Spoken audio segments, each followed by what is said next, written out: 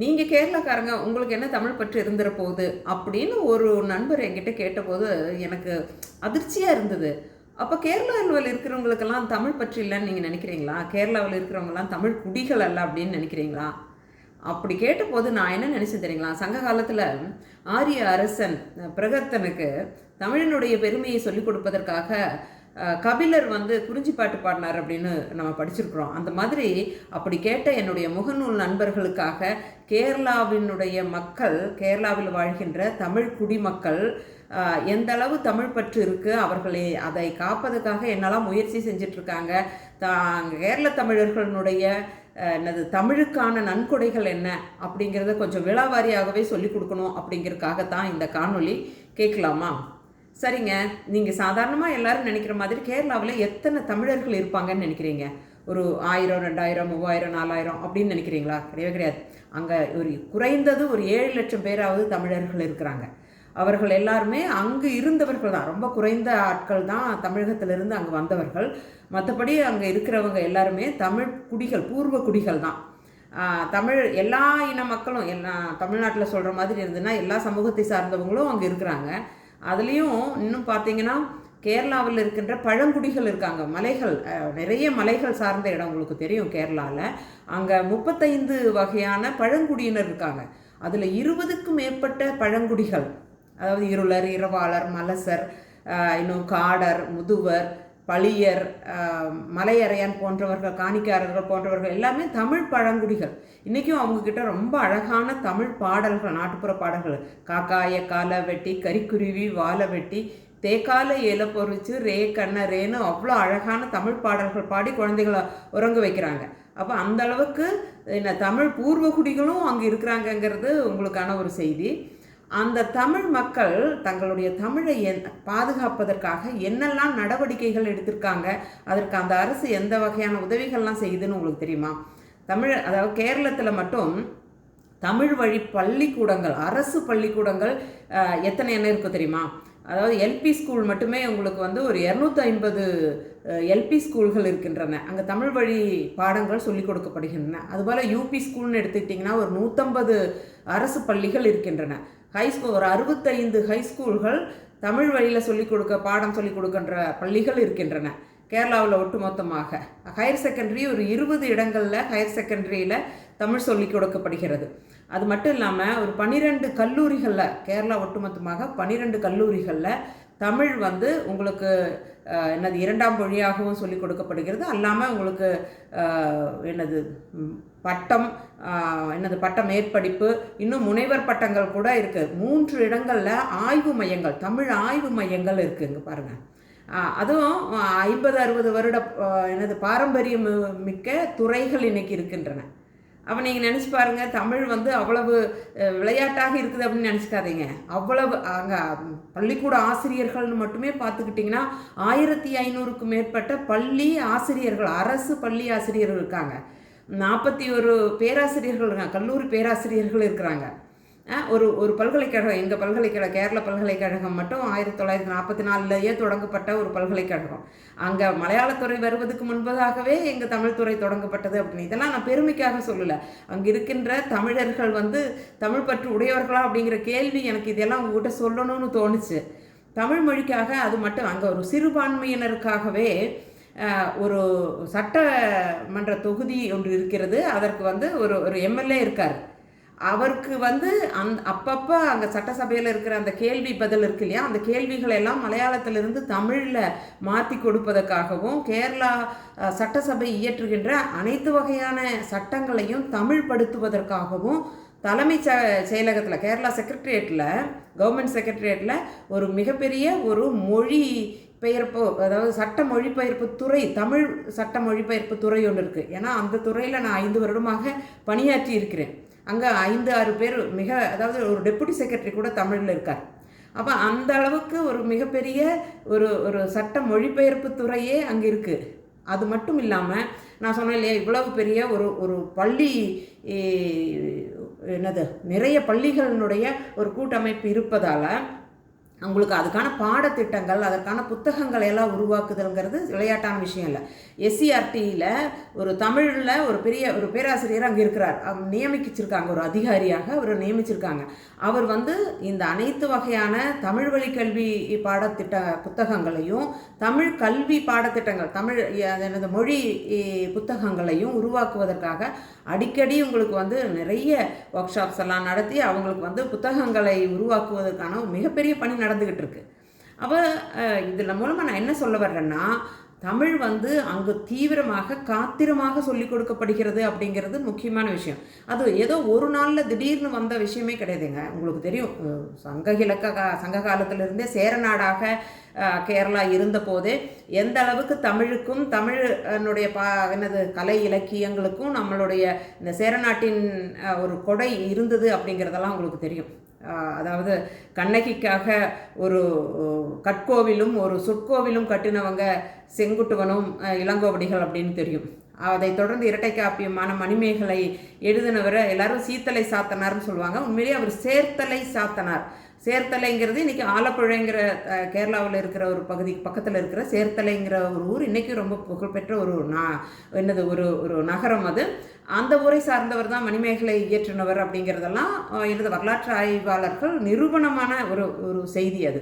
அதல்லாமல் சங்ககால புறநானூற்றிலெல்லாம் உங்களுக்கு நிறைய பாடல்கள் சேர நாட்டை சார்ந்தவர்கள் பாடியிருக்கிறார்கள். 10 என்ற சங்க இலக்கியமே சேர அரசர்களுடைய வரலாற்றை ரொம்ப விரிவாக விளக்கமாக பாடுவது அப்படிங்கிறதெல்லாம் நான் சொல்லாமையே உங்களுக்கு தெரியும்.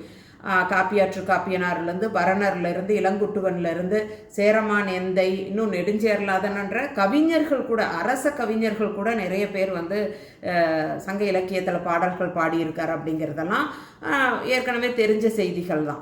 பிற்காலத்தில் நீங்கள் பார்த்தீங்கன்னா குலசேகர ஆழ்வாராக இருக்கட்டும், சேரமான் பெருமாள் நாயனாராக இருக்கட்டும், அவங்கெல்லாம் பக்தி இலக்கியத்தில் அவர்களுடைய கொடையெல்லாம் மிகப்பெரியது. திருவிதாங்கூருடைய அரச பரம்பரையில் இருந்த அனைத்து வகையான அந்த ஆவணங்கள் எல்லாமே தமிழில் தான் இருந்தது அப்படிங்கிறதும் உங்களுக்கு தெரியுமான்னு தெரியல, எத்தனை பேருக்கு தெரியும் தெரியல. அதாவது டச்சுக்காரர்களுடனான அல்லது ஆங்கிலேயர்களுடனான உடன்படிக்கையெல்லாம் திருவிதாங்கூர் அரசாங்கம் தமிழில் எழுதி கையெழுத்து போட்டிருக்கிற அந்த ஆவணங்களை நானே பார்த்துருக்கிறேன். இன்றைக்கும் ஆர்கிவ்ஸில் அதெல்லாம் இருக்குது. இப்போ எனவே இந்த தமிழ் மொழி அப்படிங்கிறது கேரளாவுக்கு புதுசோ அல்ல நீங்கள்லாம் சொல்கிற மாதிரி வந்தேரியாக இருந்ததோ இல்லை. தமிழ் மொழி அப்படிங்கிறது அந்த கலாச்சாரத்தோடு ஒன்றிய ஒரு விஷயம். அது இன்றைக்கும் எல்லா அரசுகளும், அது எந்த அரசு அதிகாரத்தில் வந்தாலும் அதுக்கான மரியாதையோடு அவ்வளவு முக்கியத்துவத்தோடு அதை கொடுத்துட்டு தான் இருக்காங்க. இப்போ இதெல்லாம் அந்த காலத்தில் தானே இன்றைக்கி அந்த தமிழ் இலக்கியத்துக்கான ஒரு பங்களிப்பு இருந்தது அப்படின்னா இல்லை. இன்றைக்கும் நிறைய தமிழ் சங்கங்கள், ஒவ்வொரு ஊர்கள்லையும் தமிழ் சங்கங்கள் இருக்கின்றன. உங்களுக்கு தெரியுமா, கேரளாவில் திருவனந்தபுரம் தமிழ் சங்கத்தில் சைவ பிரகாஷ் சபையில் பாரதியாரே 2-3 நாட்கள் இருந்து கருத்துடையாரெல்லாம் நடத்திட்டு போனதுக்கான ஆவணங்கள் எல்லாம் இருக்கிறது. அது அந்த காலத்திலே அவ்வளவு புகழ்பெற்ற தமிழ் சங்கங்கள் எல்லாமே கேரளாவில் இருக்குது. அதில் வேடிக்கை என்னென்னா, இந்த காலத்தில் இப்போ உங்களுக்கு இந்த காலம்னு சொன்னால் தொடக்க கால புத்திலக்கியங்களில் நகுலன் மாதிரியான ஒரு எழுத்தாளரை தமிழ் இலக்கிய வரலாற்றிலிருந்து நீங்கள் பிரித்து எடுக்கவே முடியாது. சர்ரியலிசம் குறித்து பேசும்போது நிச்சயமாக அவர் தாண்டி ஒருத்தர் போகவே முடியாது. அவரெல்லாம் திருவனந்தபுர மார்வானிஸ் கல்லூரியில் ஆங்கில பேராசிரியராக இருந்தவர். அவர் தமிழ் இலக்கியத்திற்கு மிகப்பெரிய கொடையாற்றி இருக்கிறார். அதுபோல் சாகித்ய அகாதமி விருதுகள் பெற்ற நீலபத்மநாபன் தெரியும் இல்லைங்களா, அவர் மாதவன், அவரும் சாகித்ய அகாதமி விருது பெற்றவர். இவர்கள் எல்லாமே திருவனந்தபுரத்தை சார்ந்தவர்கள். இன்றைய எழுத்தாளர்களான அல்லி பாத்திமா போன்றவர்கள்லாம் இன்றைக்கும் எழுதிட்டு இருக்காங்க. நிறைய கவிஞர்கள், நான் நிறைய பேரெல்லாம் விட்டுட்டேன், நிறைய கவிஞர்கள்லாம் இன்றைக்கும் கவிதைகள் எழுதிட்டு இருக்கிறாங்க. நானும் கதைகளும் கவிதைகள் எழுதியிருக்கேன்னு சொல்கிறதெல்லாம் கொஞ்சம் அதிக பிரசிங்கத்தனமாக இருக்கும், எனவே அதை நான் சொல்லலை. ஆனால் நிறைய பேர் இன்றைக்கும் இலக்கியங்கள் எல்லாம் எழுதிட்டு இருக்கிறாங்க. அப்போ நீங்கள் நினைக்கலாம் வெறும் இலக்கிய கொடை மட்டும்தானா அப்படின்னா இல்லவே இல்லை. இப்போ எங்கள் துறையெல்லாம் கேரள பல்கலைக்கழகத்துறை பற்றி ஒரு 2 நிமிஷம் நான் உங்ககிட்ட சொல்லியே ஆகணும். அது கொஞ்சம் பெருமை பேசுகிற மாதிரி இருந்தாலும் அதெல்லாம் உண்மை கூட. ஏன்னா கேரள பல்கலைக்கழகத்தினுடைய மூத்த பேராசிரியர்கள்லாம் பார்த்தீங்கன்னா தமிழ் இலக்கியத்திற்கே ஆய்வுனா எப்படி இருக்கணும்னு சொல்லி கொடுத்த முன்னோடிகளில் ஒருவான வையாபுரி பிள்ளை தான் எங்களுடைய மூத்த பேராசிரியர் அப்படின்னு சொன்னால் கொஞ்சம் ஓவராக இருக்குமா? இல்லைங்க, இதுதான் உண்மை. அதாவது இன்னைக்கு உலக புகழ்பெற்ற தமிழ் லெக்சிக்கன் அவ்வளவு அருமையாக இருக்குது அப்படின்னு சொல்லி எல்லாம் மார்த்தட்டிக்கிறீங்களா, அந்த தமிழ் லெக்சிக்கனை இரவு பகலாக செய்து அதனுடைய முழு அமைப்புக்கு கொண்டு வந்தவர் வையாபுரி பிள்ளை. சரிங்களா? அதே மாதிரி தான் KN சிவராஜ பிள்ளை எல்லாம் வந்து வரலாற்று ஆய்வுகள் எப்படி செய்யணுங்கிறதுனுடைய முன்னோடியாக இருந்தவர்கள். அப்போ அதே ஒரு பாரம்பரியத்தில் வந்து இப்போ தமிழ் யூனிவர்சிட்டியை தொடங்கினார். உங்களுக்கு MG ராமச்சந்திரன் அவர்கள் முதல்வராக இருந்த பொழுது தமிழ் யூனிவர்சிட்டி தொடங்கினாங்க. அந்த தமிழ் யூனிவர்சிட்டி தொடங்கின போது அதனுடைய முதல் துணைவேந்தராக எங்களுடைய துறையினுடைய பேராசிரியரான VI சுப்பிரமணியம் ஐயா அவர்களை தான் கூட்டிகிட்டு போய் அங்கே துணைவேந்தராக்குனாங்க. தமிழ் யூனிவர்சிட்டியினுடைய முதல் துணைவேந்தர் எங்கள் துறையினுடைய பேராசிரியர். அப்படி இருக்கும்போது நீங்கள் கேரளாவினுடைய தமிழ் பற்றி இல்லாமல் இருந்ததுன்னா தமிழ் துறையினுடைய பல்கலைக்கழகத்தினோட முதல் துணைவேந்தராக அவர் கொண்டு போயிருப்பாங்க. VI சுப்பிரமணிய ஐயாவை பற்றி சொல்கிறேன்னா அனைத்து வகையான ஆய்வுகளை பற்றி சொல்லும் போதும் VIAS கடந்து போக முடியாது. அந்த அளவுக்கு எல்லா துறைகள்லையுமே வந்து தன்னுடைய அது மொழியியலாக இருக்கட்டும், வரலாற்று ஆய்வுகளாக இருக்கட்டும், இலக்கிய ஆய்வுகளாக இருக்கட்டும், இன்னும் நாட்டுப்புறவியல் அப்படிங்கிற முதல் ஒரு கருத்தாக்கத்தையே கொண்டு வந்து அதற்காக என்னுடைய பேராசிரியர் நசீமுதீனை எங்கள் துறையில் வந்து அப்பாயின்மெண்ட் பண்ணினவரே VIS தான். அப்போ அப்படியான ஒரு மிகுந்த ஒரு தொலைநோக்கு பார்வையோடு உடையவர் அவர் தான். டிராவிடியன் லிங்குவிஸ்டிக் அசோசியேஷனாக இருக்கட்டும், ISDL என்ற ஒரு நிறுவனத்தை உருவாக்கணுதான் இருக்கட்டும், அதையெல்லாம் விட திராவிட பல்கலைக்கழகம் என்று இன்னைக்கு குப்பத்தில் இயங்கி கொண்டிருக்கின்ற அந்த பல்கலைக்கழகத்தை உருவாக்கியவரே டாக்டர் VIS தான் அப்படிங்கிறது எத்தனை பேர்த்துக்கு தெரியும்னு தெரியல. அதே மாதிரி இன்னும் உலகத்தமிழ் ஆராய்ச்சி நிறுவனத்தினுடைய இயக்குநர்களாக எங்கள் துறை பேராசிரியர்கள், உங்களுக்கு தெரியுமான்னு தெரில, SV சுப்பிரமணிய ஐயா அவர்கள் நூற்றுக்கணக்கான தமிழ் நூற்கள் எழுதிய மிகப்பெரிய ஒரு மூதறிஞர். அவர் எங்கள் துறையினுடைய முன்னாள் துறை தலைவர். அதுபோல் டாக்டர் அன்னி தாமஸ் அவர்கள், அவங்களும் உலகத்தமிழ் ஆராய்ச்சி நிறுவனத்தினுடைய இயக்குனராக இருந்து அரிய பணிகளை செய்தவர்கள். அப்படி நீங்கள் ஆய்வுத்துறையிலையும் நிறைய எனது பங்களிப்பு செய்திருக்கிறார்கள். இப்போ ஜவஹர்லால் நேரு யூனிவர்சிட்டியில் முதலாக ஒரு தமிழ் துறை தொடங்கிய போது எங்கள் துறையினுடைய பேராசிரியராக இருந்தால் பேராசிரியர் நாச்சிமுத்து ஐயா அவர்களை தான் முதல் பேராசிரியராக நியமித்தார்கள். அதே போல் தான் மத்திய பல்கலைக்கழகத்தின் தமிழ் துறையினுடைய முதல் பேராசிரியராக அவர் தான் நியமித்தாங்க. இது அல்லாமல் போலந்தில் இருக்கின்ற வாட்ஸா பல்கலைக்கழகத்தில் இருக்கிற ஒரு தமிழ் இருக்கை வந்தபோது அங்கு டாக்டர் நசீமுதீன் ஐயா அவர்களை அங்கே அனுப்பி அங்கு 3 வருடம் அவர் வந்து தமிழ் வளர்ச்சி பணிகள் செய்து வந்தார். இப்போ இதெல்லாம் நான் இன்னும் எதற்காக சொல்கிறேன் அப்படின்னா, தமிழ் மக்களினுடைய தமிழினுடைய ஆய்வுக்காகவும் கேரளா வந்து நிறைய பங்கீடு செய்துள்ளது. இன்னும் தமிழ் யூனிவர்சிட்டியினுடைய 2வது துணைவேந்தரான அகத்தியலிங்கம், அதே மாதிரி மனோன்மணிய யூனிவர்சிட்டியினுடைய துணைவேந்தராக இருந்த காப்பா அரவாணன் போன்றவர்கள்லாம் எங்கள் துறையினுடைய முன்னாள் மாணவர்கள். ஓகே, கேரள பல்கலைக்கழகத்தினுடைய முன்னாள் மாணவர்கள். அப்படி இதே மாதிரி நூற்றுக்கணக்கான காத்திரமான ஆய்வாளர்களை கொடுத்த மிகப்பெரிய துறை கேரள பல்கலைக்கழகத்துறை. அப்போ நீங்கள் நினச்சிங்க கேரள பல்கலைக்கழக துறை மட்டும்தான், இல்லவே இல்லை. இதே மாதிரி சித்தூர் கல்லூரி என்ற ஒரு மிகப்பெரிய ஒரு ஆய்வு மையம் இருக்குது. அது பாலக்காட்டில் இருக்குது. MA வரைக்கும் நான் அங்கே தான் படித்தேன். அந்த ஆய்வு மையமும் இதே போல் 1960களிலேயே தொடங்கப்பட்ட எனது கல்லூரி. அவ்வளவு பழைய ஆய்வு மையம் அது. அங்கும் நிறைய மொழிபெயர்ப்புகளும் நிறைய ஆய்வுகளும் சொல்லிட்டே போகலாம். இன்றைக்கி கூட பொற்றாமரை என்ற ஒரு இலக்கிய இதழை நடத்திக்கிட்டு இருக்காங்க. அங்கே நிறைய மொழிபெயர்ப்பு செயல்பாடுகள்லாம் செஞ்சிட்ருக்காங்க. நிறைய நாட்டுப்புறவியல் ஆய்வுகள் செய்து கொண்டிருக்கிறார்கள். அப்படி நம்ம கேரளாவில் இருக்கும் மக்கள் தமிழுக்கும் தமிழ் ஆய்வுக்கும் செய்கின்ற பணி அப்படிங்கிறது திடீர்னு ஒரு நாள் வந்து ஓடி வந்து சொல்லிட்டு போக முடியாது. அவ்வளவு காத்திரமாக செய்வதால் தான்.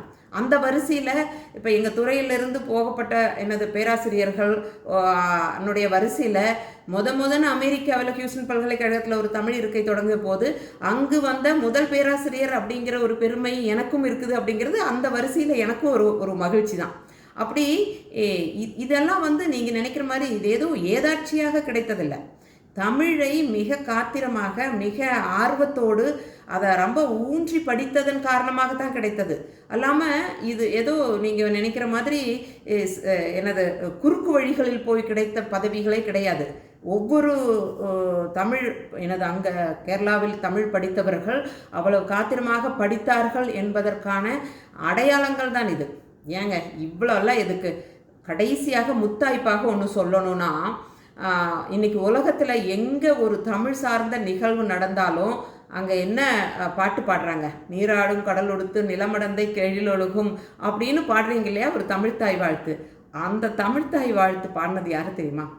அவர் எங்கள் திருவனந்தபுரத்தில் பல்கலைக்கழக கல்லூரியில் இருக்கிற ஒரு தத்துவத்துறையில் இருக்கும்போது தான், பேராசிரியர் மனோன்மணியம் சுந்தரனார் அங்கு தத்துவ பேராசிரியராக இருந்த பொழுது தான் அந்த மனோன்மணியம் என்ற அந்த நாடகத்தை எழுதினார். அப்போது தான் அந்த பாடலை பாடினார். அப்போது தமிழ்த்தாய் வாழ்த்தாக இன்று உலகமெல்லாம் தமிழர்கள் கொண்டாடும் அந்த பாடலை பாடினவர் கூட ஒரு கேரளத்துக்காரர். அப்படிங்கிற போது நீங்கள் எப்படி நீங்கள் கேரளாவில் இருப்பவர்களுக்கு தமிழ் பற்று இருக்கா அப்படின்னு ஒரே வார்த்தையில் சொல்லலாம். இனி நீங்கள் அப்படி சொல்ல மாட்டீங்கன்னு நம்புகிறேன். பார்ப்போம், சந்திப்போம்.